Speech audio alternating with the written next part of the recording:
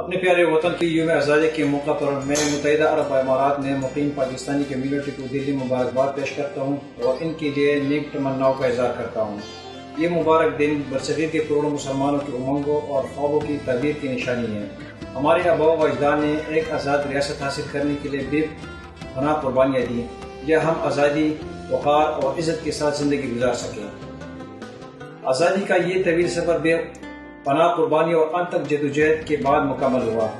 آج ہم قائد اعظم محمد علی جناح کے دور اندیش قیادت اور دیگر بے شمار بہادر رہنماؤں کو خراج عقیدت پیش کرتے ہیں جنہوں نے ہماری آزادی کے لیے ان تک جدوجہد کی۔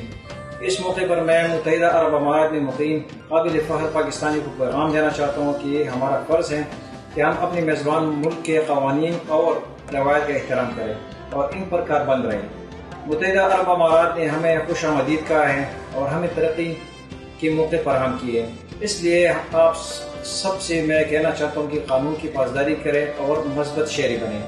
آئیے ہم اس یوم آزادی کو احساسی ذمہ داری اور ادب احترام کے ساتھ منائیں۔ میری دعا ہے کہ پاکستان دن دگنی اور رات چگنی ترقی کرے اور متحدہ عرب امارات میں مقیم پاکستانی کمیونٹی ہمیشہ متحد اور مضبوط رہے۔